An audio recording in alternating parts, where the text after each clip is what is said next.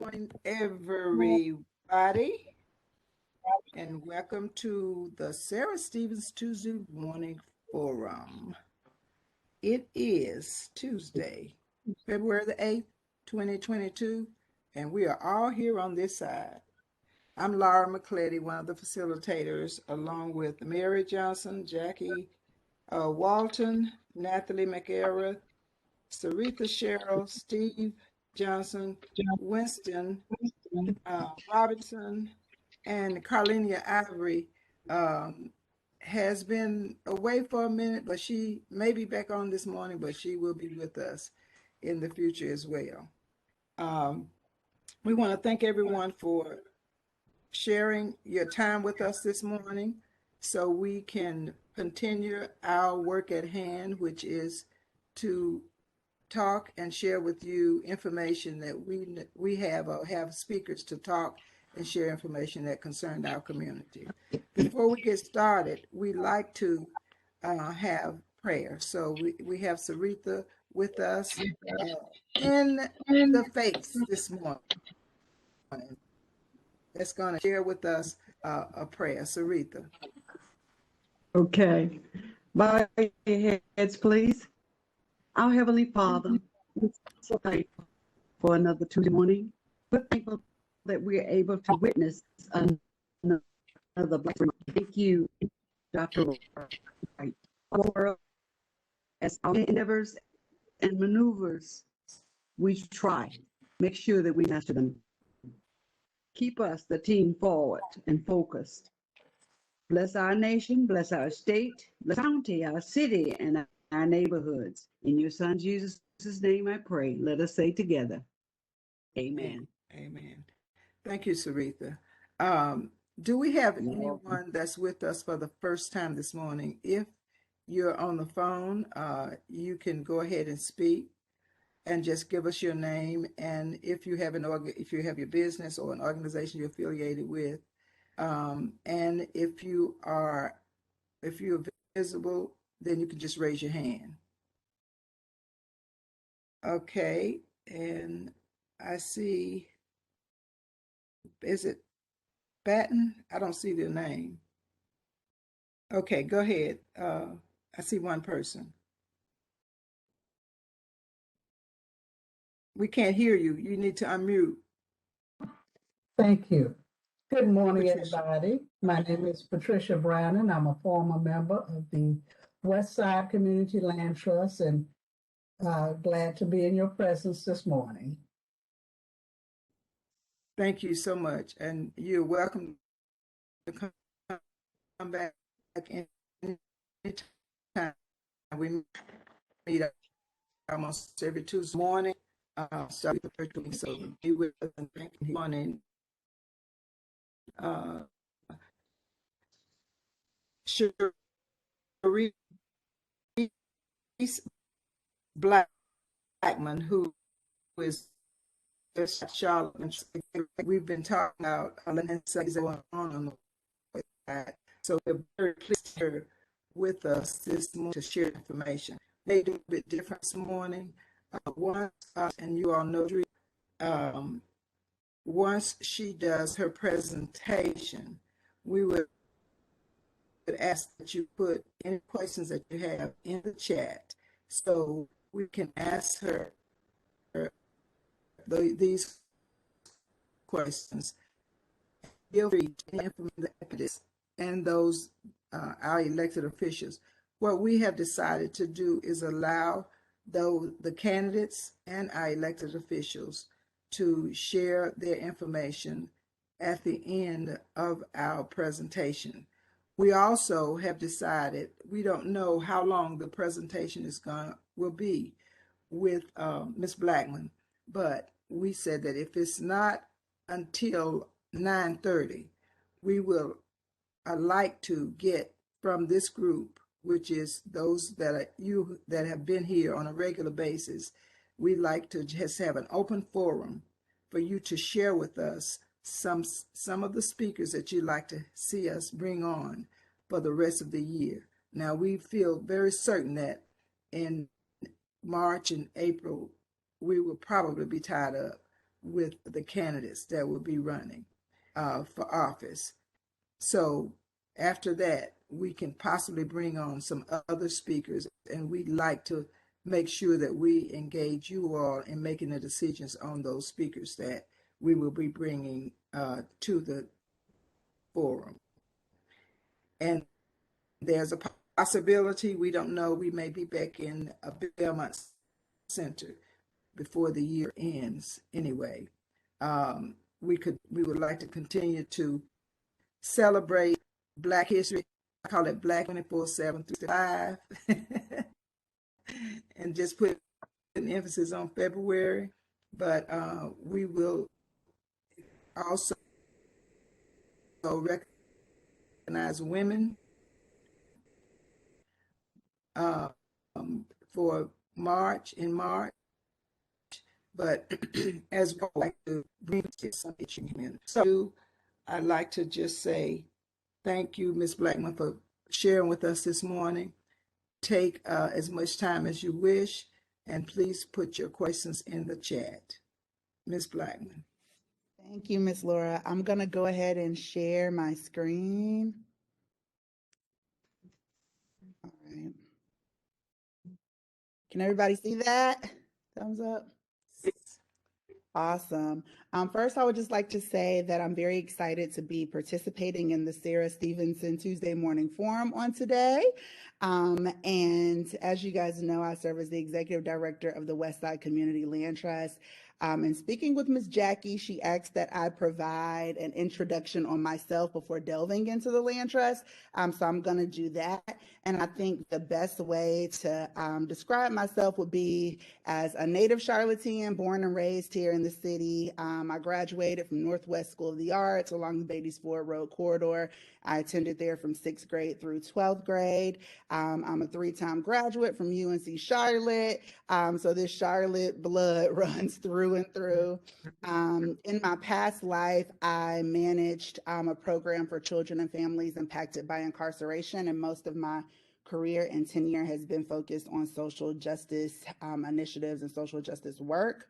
And that work has led me to what I am doing now with Westside CLT, and that many of the children and families that I served were displaced, were experiencing homelessness, and were victims of housing discrimination, the legal discrimination that happens that doesn't allow individuals with criminal records to come and reunify with their families when they're not able to rent from certain developments. And so now I am very much grateful to be serving alongside a brilliant staff, a dedicated board of directors, many of whom are on this call today, and some past board members as well, and some of the most resilient residents and neighbors that I know through this work with the Westside Community Land Trust.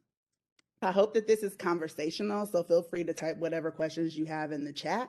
And we are going to start with who we are, an introduction of the Land Trust. So I wanted to be creative with this introduction, so I'm going to show a brief music video. And we created this song a while back for one of our funders to talk a little bit about who we were as an organization. So as you are listening to this, I invite you to type in the chat what you notice about our identity. So what stands out to you, what resonates with you about the identity of Westside CLT. And I'll also be giving special brownie points to whoever can figure out the inspiration behind this song. All right, here we go.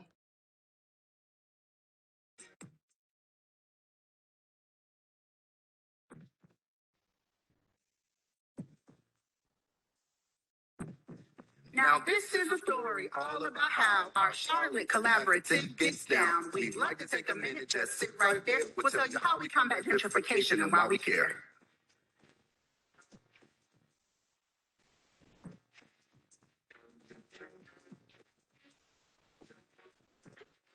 In West Charlotte, born and raised, till our neighborhoods begin to change. Families, friends, and neighbors pushed out in the name of progress, development, and cloud.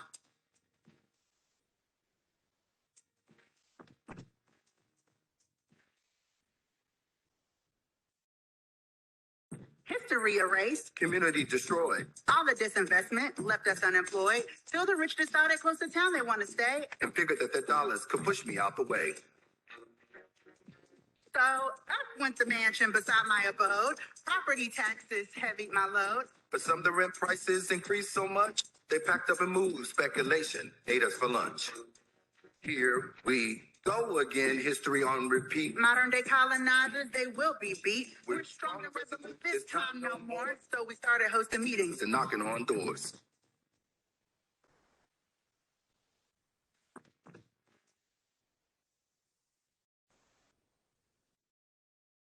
Our friends and neighbors stood up, got on board. We did some research, found the model. Thank you, Lord. We formalized into who we are today and joint lockstep with partners to pave the way. Q, Steve Family Tree and Historic Within, the Coalition and the Housing Partnership, AIA and Queens Justice Initiative all came together to form a collaborative. Brick by brick, we've been paving the way. Super excited. Our first house today. 12 more this year and a co-op on the way. Permanently affordable and power to stay.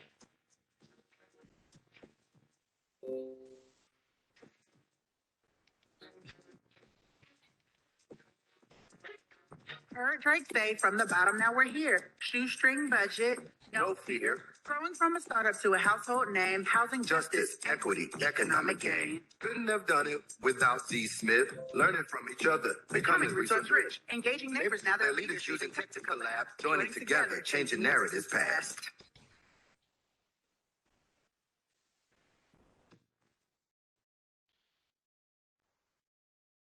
All right. Miss Laura, do we have anything in the chat? Was anyone able to identify some of the traits that stood out to them about the identity of the Westside Community Land Trust? Would you like to know the first one who guessed the Fresh inspiration? Prince? Yes, kudos to whoever that was who guessed it. I believe Miss Fleet was the first in. Okay, congrats, Miss Fleet. And was there anybody who noticed anything about our identity? You do not have the chat in front of you, do you? No, I don't. That's why I was asking. Okay. Gentrification, collaboration, and resolution from Jackie Edwards Walton. Collaborative from Rob Hillman. Awesome. Yes, so you guys hit the nail. Oh, hold on. All right, you guys hit the nail right on the head. So when we talk about our work, we talk a lot about community because that's what we're rooted and grounded in. It's a collaborative approach. We know that gentrification is happening all across Charlotte, but largely on the west side as well. And so that is a large part of who we are at our core as an organization. Our mission through the Westside Community Land Trust is to create permanently affordable housing with community-centered development in West Charlotte and beyond, ultimately producing staying power for longtime residents who are facing displacement due to gentrification and speculation, and now the economic implications of the pandemic of COVID-19. And we started by creating permanently affordable home ownership. But the land trust model is very flexible and it can be used for any type of real estate development. So really the goal of a community land trust model is to permanently preserve land and space for community benefit. So that can be commercial space, green space, residential space in the form of home ownership or in the form of rentals. Whatever you can do with real estate, it can be preserved and reserved for the individuals that have lived in those communities for a long time through this model. We are also community-centered through and through in process and practice. So the people that shouted out collaborative, this speaks to that. We were actually founded by residents. So contrary to popular belief, I did not found the Westside Community Land Trust. It was actually individuals who live in West Charlotte neighborhoods. Some of those individuals are represented on this call today, and they noticed that individuals were being pushed out, that their neighbors, their friends, their colleagues were being pushed out of the neighborhood. The story that was often shared with me is that people would be displaced and then they would come back, and then they would be displaced and then they would come back until they were displaced and could no longer come back because they can no longer afford the housing within the neighborhood. And so those residents decided that this time they wanted to fight back against that, and that they wanted to maintain their space and place within their communities. And so they did some research, found the land trust model, organized, and that is how we became Westside CLT. We maintain to this day a tripartite board of directors, which means majority control is given to those most proximate to the challenges. So 2/3 of our board is comprised of residents that live within the affected area. So right now, Westside residents comprises 2/3 of our board, and the final third is at-large public members, board members. And then our final internal locus of control, if you will, is our membership base. And so we accept members from anywhere, but we heavily subsidize down the cost of membership for individuals that live within the focus area. So we cannot make decisions without going through residents. If we want to sell a piece of land, it has to go through the board and then through the membership base. If we want to change our infrastructure, our bylaws and such, it goes through the board and then goes through our membership base to ensure that we're walking lockstep with community members. What we do, so this is a very high-level overview of the community land trust model. We approach affordable housing differently by making community-level investments that work in perpetuity. So we start by producing affordable homes in a specific geographic area. For us, that has been the west side of Charlotte, comprised of 4 zip code areas: 28208, 28216, 28214, and 28217. We then sell those homes to low-income home buyers, and we define that as individuals and families earning between 60 and 80% of AMI. So just for a little bit of context, a family of 4 at the 60% of AMI level would be earning about $50,000 in total household income per year. With that income level, they could qualify for about $170,000 house. And we know in Charlotte that right now houses are going for much more than that, for $300,000 plus for starter homes. And so we're able to subsidize down the price of our home to be able to sell it to individuals that live in the community and earn incomes at that level. When we sell our homes through the land trust model, what allows us to maintain affordability is that residents purchase the home itself, so the improvement, and they lease the land for a nominal ground lease fee from us. So the community land trust, and in essence, community members, maintain ownership of the land at all times. And this does 3 things for us. The first thing that it does is it provides a natural subsidy, right? So when individuals purchase a home from us, they only have to pay for the home itself. The cost of the land is not included in that purchase because they're not purchasing the land. So that helps to bring down the cost of their homes. That's the first thing it does. The second thing that it does is it insulates our home buyers. So because we are in largely gentrifying communities and we cannot stop gentrification, the neighborhood is still changing. It's still gentrifying. And what happens when neighborhoods gentrify? Property tax values increase, which sometimes can be a cause of displacement. Our homeowners, no matter how the neighborhood shifts or change, is not affected by fluctuating property tax values. Why? Because they do not own the land, so they don't pay property taxes on the land. We own the land, so we're responsible for the taxes. And as a 501c3 tax exempt entity, we don't have to pay taxes on the land. So it works out so that our home buyers are able to stay in their homes no matter what changes. They will not be affected by those rising property tax values. And lastly, the third thing that this does for us is it allows us to continue to steward the land forever and ever in perpetuity to ensure that once this becomes a land trust property, it remains affordable and accessible for the individuals that have lived in these communities for so long, both for now in the short term and for generations to come. And then lastly, Our homeowners are they have many of the same rights as conventional homeowners. They can live in their house forever if they want. They can transfer their house to their heirs if that's what they want to do, or they can even sell their house if they want to sell their home. And so the caveat is that upon resale, our homeowners earn some equity, but they leave some equity with the house so that it can be sold affordably again and again without additional investment. And so that is what is considered a shared equity model. And I know that's a lot, so if you have any questions, just put those in the chat, and I'll be more than happy to answer them.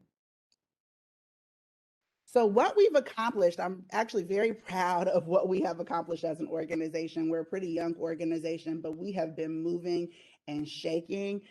We've received funding from some significant funders, including Z. Smith Reynolds, the Knight Foundation, United Way, City of Charlotte, Wells Fargo, Bank of America, Fifth Third Bank now, and members of the faith community, and many, many more. And we actually, when we started out, our initial funding for our first home came from churches that just came together and decided that they wanted to help us be able to do our very first project. And that is how our very first house was moved and renovated, was through the generosity of the faith community. We completed a 5-year strategic business plan and budget. We've also completed an expansion strategy a couple of years ago. Our membership base voted to allow us to be able to expand beyond the West Side. So we're working on expanding incrementally to serve other gentrifying communities in the city of Charlotte. We currently have a portfolio of 18 parcels of land. It's a combination of single family and multifamily, and a combination of land that is owned and land that is pledged. We have 9 housing units, 2 commercial projects, and 120 unit prospective senior multifamily development in the works. So 8 of those 9 units are currently in process. 1 of our homes is complete, and we have 1 commercial project, the People's Porch, that you guys will see momentarily, that is complete as well. And this year in 2022, we plan to complete 2 more house moves and renovate those. And we are working on bidding out 2 multifamily developments. So we are expecting to maybe do like a townhome development on one of the lots, and a mixed use multifamily development on the other lot. We've hosted neighborhood design workshops, developed the People's Porch, and we did that with and for community members. They actually named it the People's Porch over in Enderley Park. We've launched our neighborhood ambassadorship program, where we provide stipends to partner organizations, and we formally train residents to serve as organizers within their communities. And we have also supported one of our partner organizations in executing one of Charlotte's very first community benefits agreements. And so there was a group that came to us that was like, look, this development is coming into our community. They have to rezone. We really don't want it here, but if it's going to be here, we want to have a say, and we want you guys to come to the table to represent us. And so we represented them to be able to maintain the land. The land is a historic site, so to be able to maintain that and have some level of ownership and control over it, and to also execute a CBA where they were able to receive many benefits. We've crafted a resident pool of potential home buyers. So through the land trust, we do not post our homes on the MLS. We sell directly to individuals within the communities that are living there, to be authentic to our value of creating staying power. And we have hosted several CLT 101 courses, which I invite you guys to attend. You can find those on our website. And we have hosted 3 homebuyer education cohorts in partnership with Dream Key Partners.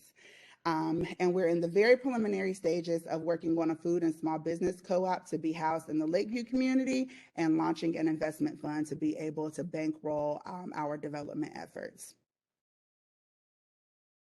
So this is one of our projects. I just wanted to show some pictures so you guys can actually visualize some of the work that I just talked about. This is our very first home, the Tuck House.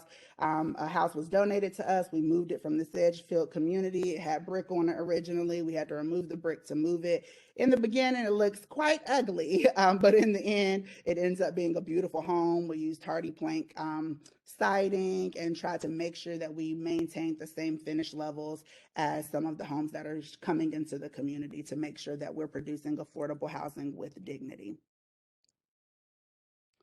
This is the 120 unit senior development that is coming to the West Boulevard corridor. We're working to acquire the site over on West Boulevard and Elman Street. This is the historic Nathaniel Carr site. Just a quick fact, Nathaniel Carr in the 1920s was a Black man that purchased 24 acres of land over in this community. This parcel was a portion of that 24 acres of land, and he actually created the very first subdivision along the West Boulevard corridor known as Carr Heights.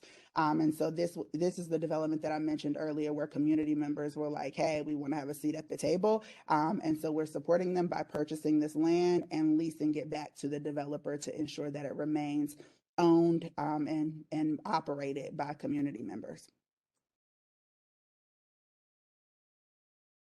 This is the People's Porch. Welcome to the People's Porch. So this is a gathering space that is available at no cost to community members in Enderley Park. And this was designed and created in partnership with community members as well as AIA and UNC Charlotte. This really was a community effort to bring this about. And so we're excited to have finally launched the People's Porch.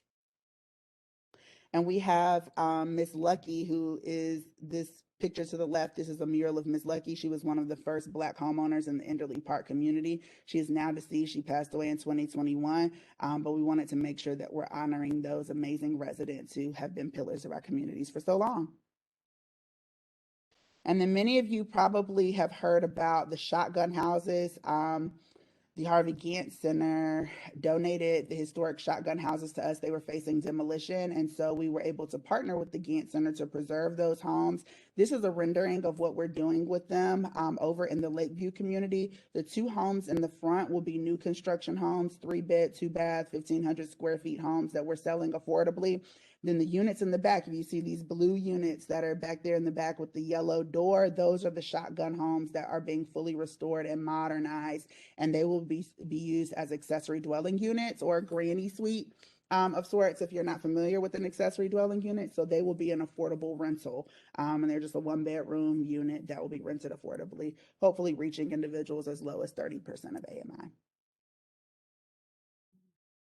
So why is CLT? What makes a community land trust important? What is our niche?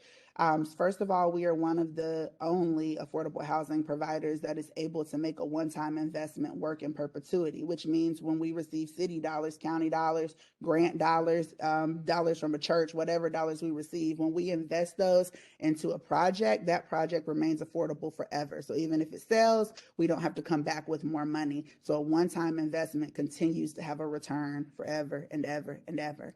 At sale, the funds are recouped to be reinvested into future development. So usually when we receive an investment of dollars or land or whatever we're receiving an investment for, we're able to utilize that and leverage it for a multiplicity of projects. So it's not just the one project that is being funded, because once we sell that, we recoup those funds, reinvest them again to create another unit.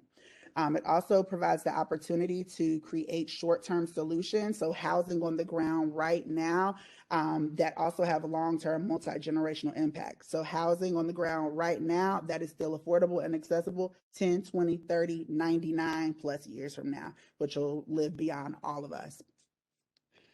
And this also allows individuals and funders and stakeholders to be able to participate in a pioneering model. So here in Charlotte, we are the first and only community land trust that exists within our city. And so this is innovative in that we're taking a bottom-up approach. We don't believe in prescribing solutions. We believe in co-creating solutions with residents and with the experts who know what's happening in their communities and can best figure out what their needs are and how to meet those needs.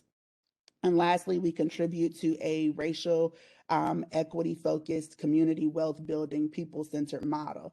And so sometimes we get the question, like, what about wealth? How are people able to generate wealth? And so really the model is focused on providing some individual wealth, but focused on maintaining wealth within the community so that these houses aren't flipped, but where they remain a community asset for the individuals who live there and for individuals who will live there in the future. And so if you want to engage with us, of course, I'm just going to give a shameless plug. You can become a member, a donor, or a friend. So our membership fees are tiered. If you're a resident, you pay $20. If you live outside of the zip code areas, you pay $50. If you're a business or organization, you pay $150 per year to be a member. You have voting power. You're able to choose board members to represent your neighborhood and community and elect them through voting. And then we also provide access to our annual meeting, our annual celebration, and the many other perks. So for individuals that live within the community and are interested in purchasing a home through us, once they become a member, we actually sponsor their home buyer education. So we spend the $150 versus them having to spend that to go through home buyer education. So they just make the $20 donation to become a member. So that's one of the perks for individuals that may be considering purchasing through the land trust. And then as our friend, you can just sign up for our newsletter that's available on our website, which I think one of our board members, Stephen Valder, has put in the chat box. It's westsideclt.org. Sign up to just get our newsletter or to be a part of our street team or to make a donation if you have land or houses or funds, and knowing that your contributions are tax deductible and they last forever. And now we can open up the floor for questions and answers. Should I stop sharing my screen, Steve? Yes, ma'am. Thank you. Okay. Okay, am I still breaking up, Steve? Everyone, Not- am I still not breaking the- up? Not at the moment, but you are very close to uptown, and I think your internet access goes up and down, just like Carowinds. Okay. Well, I hope you all can hear me. If you can, if I'm breaking up, Mary, you just take over. One of the questions, and I'm pretty sure you addressed this, but just for clarification, are the homes sold or rented to people? Now, you've addressed that, but I'd like for that question to be answered as we go through the questions in the chat. Both. So we focus on home ownership. So majority of the homes that we are developing or have developed are home ownership units where they will be sold to individuals, but we are working on some rental units. So the accessory dwelling units will serve as a rental, and then the apartment units along the West Boulevard corridor will also be rental units as apartments. Okay. For clarification, the goal of the land trust is affordability, not necessarily generational wealth building. Is that correct? Is that a correct statement?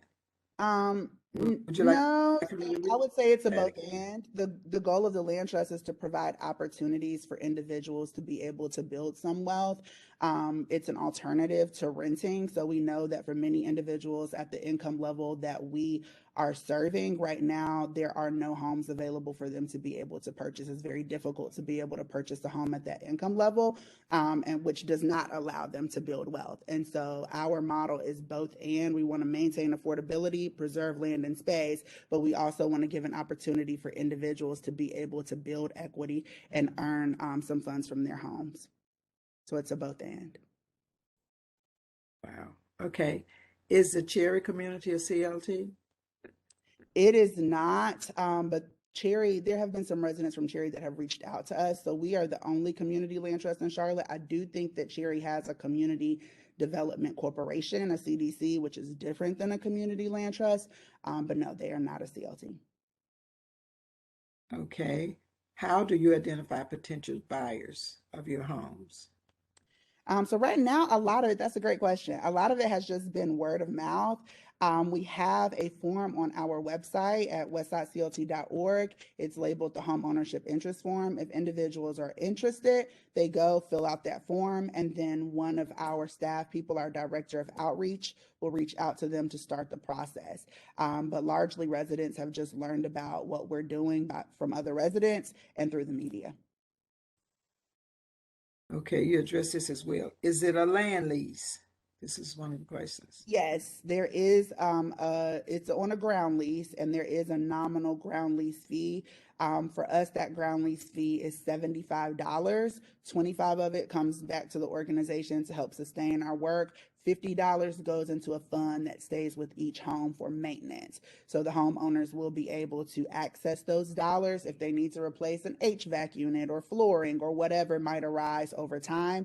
and that fund stays with each home. So even when the home is sold, the fund continues to stay with the home and build up so that maintenance issues as the home ages can be subsidized.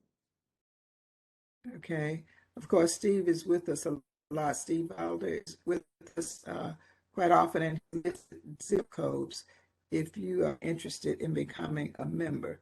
If you get an opportunity to look at that in the chat, but the zip codes that they are focusing on. And of course, it was mentioned, it's a minimum of $20 Yes, for to membership.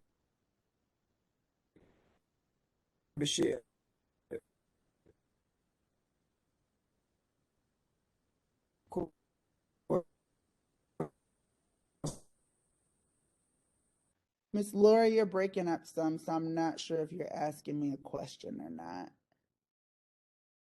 How do you identify potential buyers of your homes? So they again will go through the homeownership interest form that is on our website.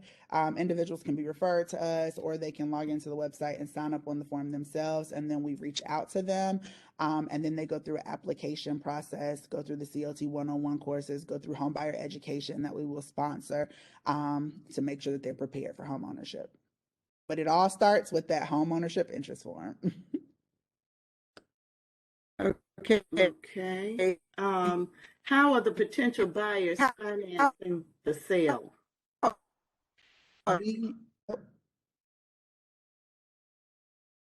Potential buyers leverage a mortgage loan, so conventional mortgage loans through a bank.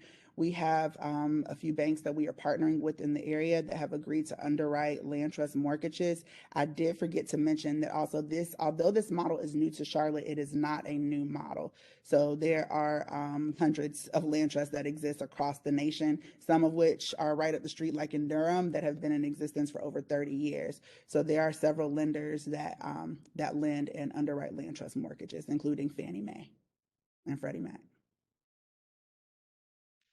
Okay. How do you oversee the maintenance of the homes? So our homeowners, these are great questions. So our homeowners are homeowners, and so they are responsible for maintenance. But through the community land trust model, we have something called post-stewardship functions. So because we are in a relationship with these homeowners forever and ever, so for 99 plus years, inheritable, renewable on a ground lease, we want to make sure that we're supporting them with whatever they might need help with. So through post-stewardship functions, the idea is that we will work with them, providing workshops and such to ensure that they have the information and support that they need for maintenance. Additionally, we maintain a maintenance fund with each home, which the homeowners are paying into with their nominal ground lease fee that they're paying each month to be able to offset some of those more expensive costs. But they are homeowners, and so they are responsible for maintenance. Okay. Laura, I believe you're back. Okay. Laura. Are you able to disclose the equity split? Yes. Am I able? I think you said I'm able to disclose. Can you hear me? Split. Yeah. So our resale formula is the base price. Yes, I can hear you. Can you guys hear me? Mm-hmm. Okay. Our resale formula is the base price of the home plus 2% appreciation compounded annually, capped at AMI. So the house appreciates 2% each year as long as the area median income is keeping pace with that.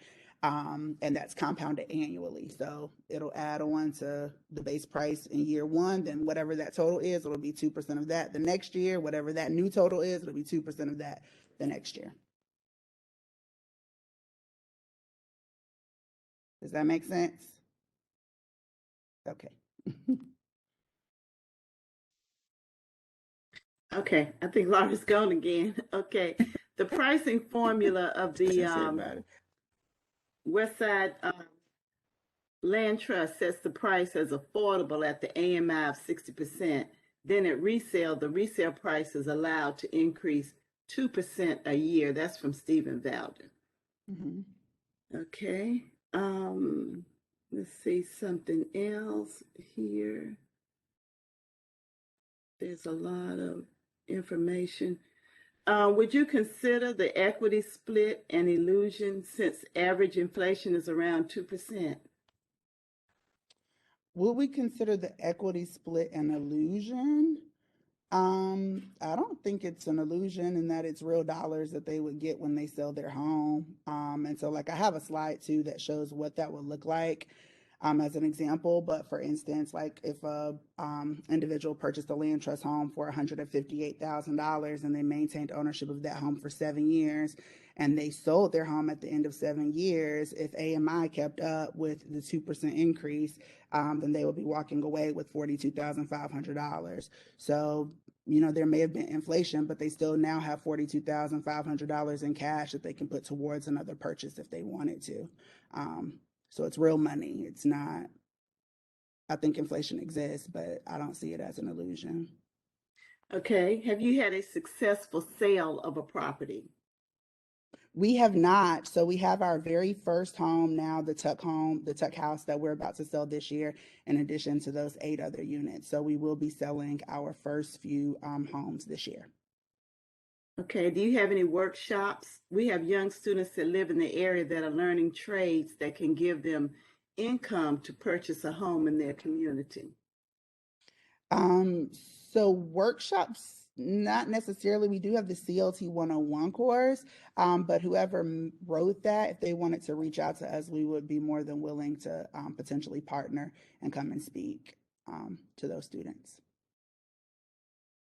Do you hope to expand to different parts of Charlotte, also experiencing gentrification? We do. So our membership base voted to allow us to be able to expand beyond the West Side. So now our bylaws will support us to be able to support other gentrifying communities outside of those initial 4 zip code areas. But right now we're considering how to incrementally expand. So we are in talks with several communities that have invited us to be a part of what's happening within their communities. And they have a desire, just like our West Side residents, to be able to create staying power within their neighborhoods because of the gentrification that's happening. So yes, that's a long answer for yes. Okay. Could you obtain a silent second mortgage from HUD, etc., after 5 years?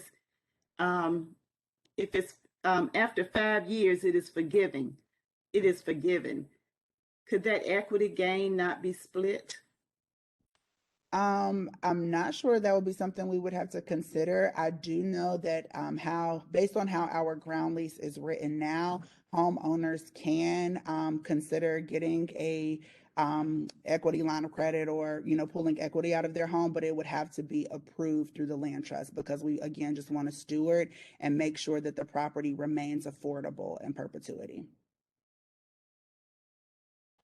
When do you plan to make your first sale? I mean, is there a sale in the pipeline? So yes, we have our houses that are in the pipeline, and we have several home buyers that have been pre-approved and have completed home buyer education. So once we release the application, then we'll be able to move forward with actually facilitating a sale. But yes, we have several units and several pre-approved homeowners. Okay. So the house that you showed us, the blue house, so that house is for sale at this point? Okay. Yes, that house. Let's see. Mr. Velda put in here a prior meeting. There were questions about the homes on Catherine Simmons. Can you discuss that project? Yeah, so we acquired 3 adjacent lots off of Gilbert Street, which is in the Delbrook community. And we moved 3 homes that will be housed on those lots, and we will renovate them. So they'll look similar to what you saw with the Tuck house in their initial state. They're black right now, and then they'll be moved onto the lot and will be completely renovated. We did have to do some civil engineering work on the lots. So there were some challenges with stormwater and such. And so only 1 house was able to sit there while we facilitated the site prep work. So the remaining 2 homes are temporarily housed on a lot on Catherine Simmons. And so those homes will be moved to the Gilbert Street lot once we finish our site prep work, which hopefully is set to be done in Q1 of this year, so we can move forward with the renovation, and we will continue to provide updates on that. But we do believe the houses will be beautiful once they are finished. But again, they are still in that initial state of having all the brick removed, the black wrapping that is still showing, and they're housed right now on a lot on Catherine Simmons temporarily. Okay. I don't see any other new questions in here. But I did want to say something. I was trying to find it, but I can't find it. That Mr. Valder said that there were many of those land trusts. Oh, here it is. He says there are several hundred land trusts in the United States. Banks with finance, and the tax rate is based on the resale value, not the market rate. So my question is, have you interacted with any of the other land trusts or visited what they're doing? How Yes. did you do your research? Yes. So there is an organization called Grounded Solutions Network, which is the nation's leading expert on land trust, on community land trust. And so when we set out to complete our 5-year strategic business plan and budget, they connected us with consultants that were essentially executive directors and such of other land trusts. So we did engage with Selena Mack from Durham CLT. We engaged with a community land trust out of Florida.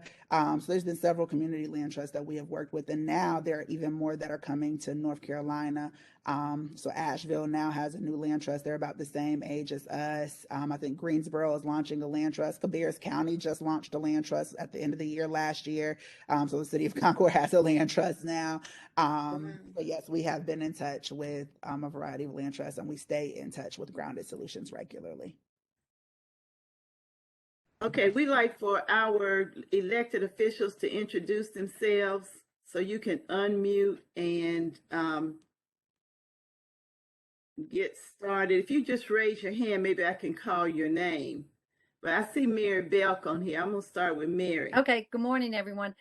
Charis, thank you. That was an incredible presentation and program. It's really exciting, and it's amazing what you have accomplished in so few years. So congratulations on that, and thank you for your work and everyone who's involved in doing that. And I'm representing Mary Belk, District 88. Been there for 3 terms and hope to be back. Thanks. Okay, Jennifer De La Hara. Thank you. Good morning, everyone. Really appreciate the thoughtful presentation and the wealth of information. So thank you for this morning. I currently serve on the Board of Education at large and hope to earn your support for County Commission at large. Thank you so much. Have a great day. Okay, Matt Newton. Morning, everyone. This is Matt Newton. I have the honor and privilege of serving you on the Charlotte City Council representing District 5. I'm running for District Court Judge this year, seat 16. Please get out to the polls and vote when we know when the elections are. I'll put my information in the chat. Thank you for your continued support. Okay, Thelma Bias Bailey. Unmute. There you go. I sometimes lose track of where that button is. Good morning, everyone. I'm Thelma Bailey, Vice Chair of the School Board. Glad to be with you this morning. I really appreciated that presentation, and I think I'm going to be a member of that, just to get into the weeds of the details of how you all do what you all do. But I'm running again for a 3rd term on the school board, and I'm asking for your support. Thank you. Okay, Billy Madeline. Thank you, Mary. I'm Billy Madeline. I am running for Charlotte City Council in the 1st District, which is mostly Center City, points east, and after the redistricting, a little bit of the Northeast. So thank you, and this has been terrifically informative this morning. Really enjoyed it. Okay. Oh, I see Becky Carney. Welcome. Join us. Good morning, everybody. It's so great to see all these familiar faces on the screen. What an incredible program this morning. So well done, and the issue is huge. Congratulations for what you all have done on the West Side, and a great model for a lot of other communities to model.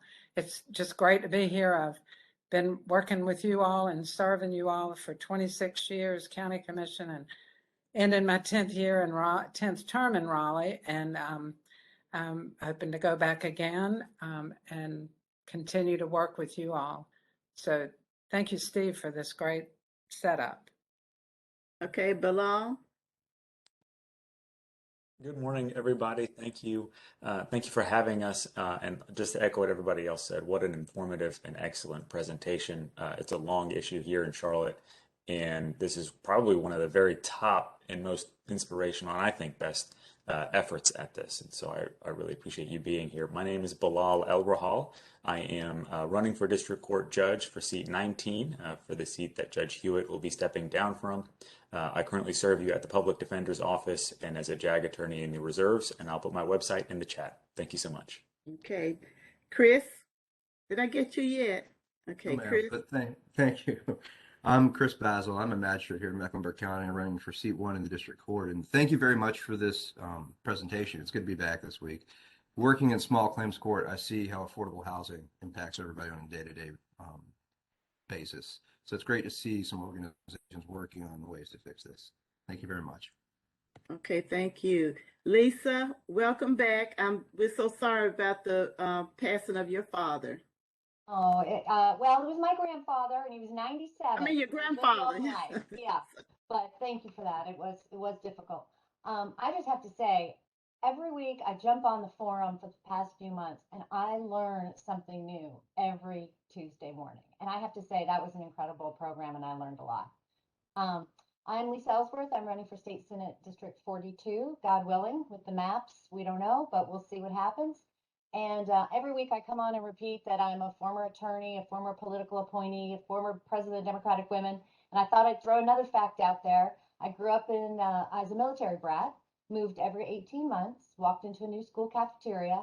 And that was a lesson in learning how to build relationships, let me tell you. So I hope to take those skills to Raleigh. Thank you, everyone. Thank you. Jennifer Fleet. Good morning, everyone. Thank you for being here bright and early on a Tuesday morning. My name is Jennifer Fleet. I'm also running for District Court Judge. My seat is seat number 19. Those numbers don't mean that there are 19 people running. They just assign numbers instead of names to the seats now. I am running against a Republican incumbent. It is a countywide race. That's the one thing I want everyone to remember. Those of us running for district court, it's the entire county. I'll drop my information in the chat, and I'm looking for y'all's support. Y'all have a good day. Thank you. Cal? Yes, hello, Kyle Lupke, and I thank you for a very informative presentation. I used to live in Betty Ray's old house right on Tuckasegee, so I'm very familiar with the land trust and the new property being developed down the road from where I used to live. I am running for Charlotte City Council at large, and housing affordability and generational wealth building is a really important part of my platform. So I'm glad to be here and listen to this. Thank you. Tim, did I get you?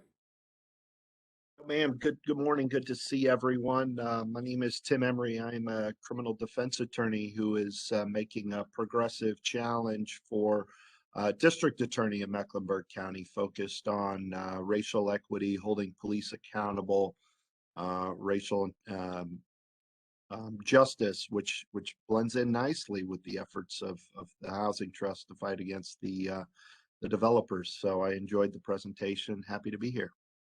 Okay, Trevor Fuller. Thank you, Mary, and good morning. And my name is Trevor Fuller. I served you as a county commissioner at large for 8 years, and 3 of those years as chairman of the county commission. I'm now a candidate for North Carolina State Senate in the new District 42, or at least the current District 42. We'll see what the new lines bring us. But I did want to say for this morning's presentation that it's exactly this kind of innovation that we need if we're going to make real progress for economic opportunity and racial justice. We do a lot of talking, but it's this kind of action that's going to make a difference in people's lives. And so I'm really glad to be part of this presentation this morning and wish you all the success. Thank you. Arthur Griffin. Good morning, and thank you, Mary. To Charis, I put a question in the chat. I'm a native Charlottean. I grew up in those shotgun houses, and I want to come out and visit. I'm running for an at-large seat on the Mecklenburg County Board of County Commission, and I'm running because there are far too many of our children and their families that are living on the outskirts of hope. I want to be able to use my unique lived experiences in collaboration with others to bring those children and their families back into communities of opportunity, like Charis spoke about, and communities of hope. I ask for your consideration and your vote. Thank you. Okay, Mr. Hillman. Did I get you already? No, you didn't. I just needed to get to the mute button because Okay. there's always noise going on in the background. Hello, everyone. Good to see you on Tuesday morning. As always, for years that I've attended the forum, always very good content. I particularly love the word collaborative because I think that one of the solutions for Charlotte and one of the things I'm focused on is collaboration. I think as a community, we get much stronger together. You know, the division of the city into the wedge and to the crescent, I think is harmful for growth, you know, overall and long term. I'm putting my hat in the ring to run as a candidate for your candidate for City Council District 6. I will put my information in the chat. I invite you to join my campaign by following me on Twitter, Instagram, and Facebook at Vote for Hillman. And as always, and this is an honest, please reach out to call me because I use the phone a lot better than the email at 704-266-3218 and tell me what's on your mind. Thank you. Thank you. Thank you. Okay, Mr. Kendrick Cunningham. Good morning, everyone. I am Kendrick Cunningham, running for Charlotte City Council District 2. And as an advocate for housing for all, it comes to no surprise, I'm super excited about the work that Charis is doing at the Westside Community Land Trust. And as a former neighborhood ambassador of the program, I look forward to advocating for continued long-term investment into the Westside Community Land Trust. Miss Mary, I had a quick update. I do apologize. You hear me? Oh, hi, Charlene. I didn't see you on here. Were you on here? I had put in the chat. I was on Facebook Live. Okay. So I said, well, let me hurry up and just jump on this one. But I just wanted to say, of course, I am running for city council. However, there is an update with the lawsuit that we do have. And the judge so graciously gave us an opportunity to revise our lawsuit. We just have to state a claim, and I just wanted to make sure that it was updated. We have 30 days, and we will have a new date, and that is pertaining to the mapping that is going on right now with our great city of Charlotte. So it is kind of still on the fence right now. Just to update everybody, we do have 30 days, and we will be going back to see whether precinct 42 and 82 and 26 will be going into District 1. Right now, it is in District 4, but you know, we're still in that limbo mode. So I just wanted to say that. Thank you for the update. Also, if anyone would like to put any ideas in the chat that you think that we could benefit from, ideas about presentations or anything like that, because we're always open to bringing people in to talk about things like the land trust. That was something that was recommended. And you see how wonderful that was and how insightful that was. So if you have anything that you think would be insightful for the community, you can put that in the chat and we can look into that. And also, one of our goals is to get even younger people on here. I do see young people on here today, and I thank you for coming today. But give us ideas too about how we can get our younger citizens on our forum. So that would be great. Okay, I see Dress for Success. That's a good one. Yeah. Does anyone else have anything to say? You can open your mic. I'd like to follow up with Charis about getting the visit. I was really excited. I was sad when those two shotgun homes left Little Rock, but didn't know where they went to. But Charis, I'm going to look you up because I'd absolutely want to walk through there and kind of reminisce growing up in Charlotte. They're in Lakeview, I think, Arthur. I will be there. There are several grassroots organizations that may or may not be aware of this forum. I've been aware of it for a long time, and previously, was working full time that didn't support me coming to this forum. But I would like to see more grassroots organizations come, and folks that may actually not know that this is available. One example of that is the Freedom Fighting Missionaries, I believe it is. There's several of them out there. Project 704 that works with disabilities. It would be great to see them come on and just kind of talk about the work that they're doing, because I think this is also a forum where if you have a small organization, maybe people may be willing to assist or to support those organizations. Who is that just speaking? Shemaye. Okay, Shemaye. Okay, happy to meet you. I don't think I know you, but happy to have you on. I see several suggestions in here, and I do appreciate it. One from Al Austin. Yes, and Chief District Judge Elizabeth Tross. That would be interesting. We usually hear about the courts from the, from Mr. Merriweather, but it would be great to get her on to talk about it too. I'm not sure, but I'm not familiar with Sunrise Charlotte, but we can look into that. And as far as the grassroots organizations, you need to give me, if any of you know the names of any, please put them in the chat or email them to Steve. LGBTQ organizations. Okay.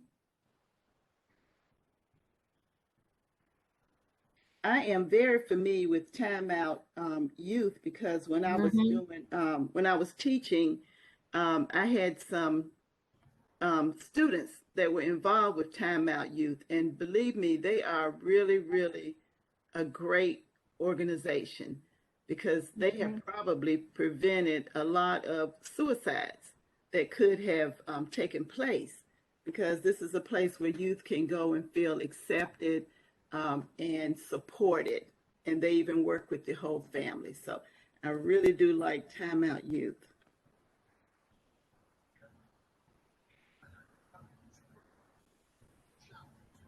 Okay, does anyone else have anything before we have to leave?